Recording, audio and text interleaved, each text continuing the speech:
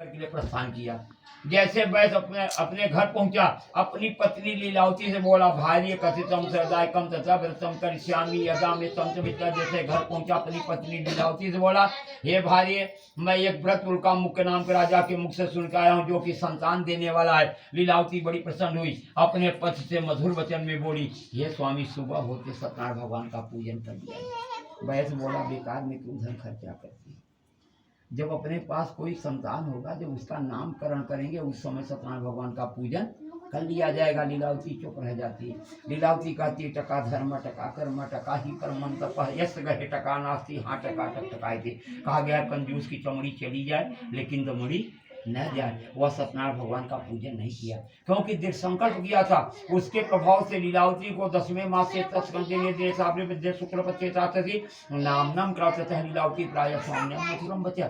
जो वैष्णव ने दृढ़ संकल्प किया था, उसके प्रभाव से लीलावती को 10 माह में एक सुंदर कन्या का जन्म हुआ।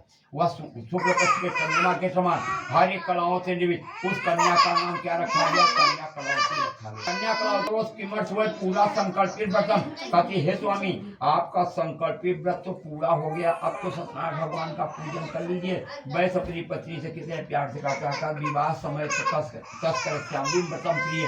कहता, हे प्रिय, जब कन्या की शादी करेंगे उस समय सत्यनारायण भगवान का पूजन कर लिया जाएगा। लीलावती को कहा, वह कन्या कलावती अपने माता पिता के घर में थोड़े ही समय में बड़ी हो जाती है। सखियों के साथ, सहेलियों के साथ जैसे बाजार घूमने निकली, वैस मंत्रियों के साथ बैठा था। दृष्टवा कन्या तथा साधु विवाचम च कन्या वरम श्रेष्ठ विचार्य। मेरी कन्या के लिए कोई सुंदर शेर वर खोज लाओ।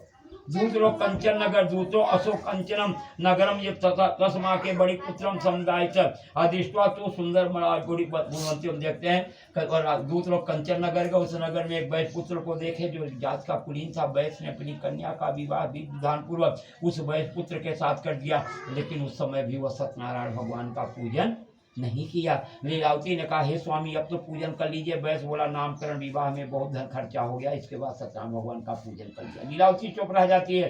वैस ने अपने दामाद को लिया, ततः काले निष्कर्तम विसार्द बढ़ जात तथा मात्र सहितो।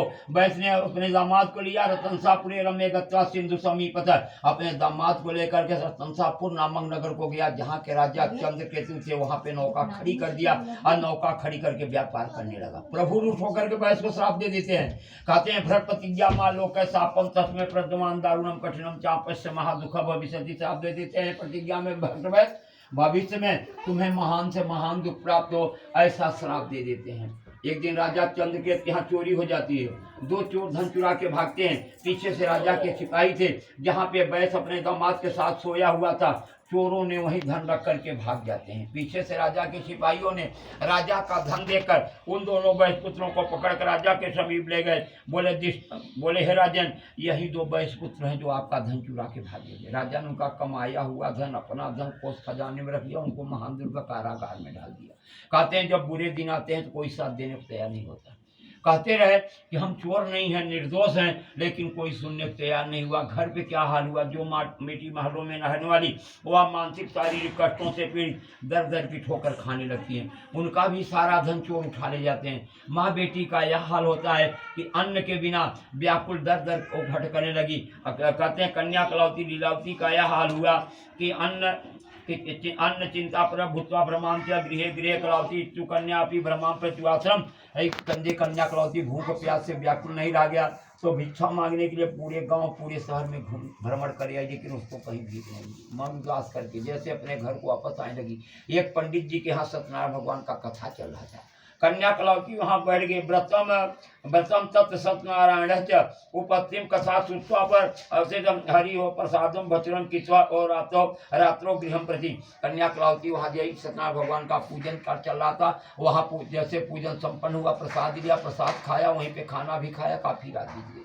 काफी रात बीतने के बाद जैसे घर आई, लीलावती गुस्से के मारी आग बबूला हो रही थी। बोली, हे बेटी, तुम कहाँ गई थी? सच को झूठ मत बोलो। कन्या कलावती कहती है, हे माँ, मैं सच कहती हूँ, मैं झूठ नहीं बोलती। मैं पंडित जी के घर गई थी, वहाँ पे सत्यनारायण भगवान का पूजन चल रहा था। हे माँ, वह व्रत प्राय मात्रम पतिस्वरम बीजालय व्रतम अव्रतम मात्र दिष्टम अचितम सिद्धायकम। हे माँ, वह व्रत मनवांछित फल देने वाला व्रत है। कन्या कलावती की बात सुनकर लीलावती ने कहा, बेटी सुबह होते सत्यनारायण भगवान का पूजन कर लिया जाए। जैसे सुबह हुआ, कन्या कलावती ने सारा पूजन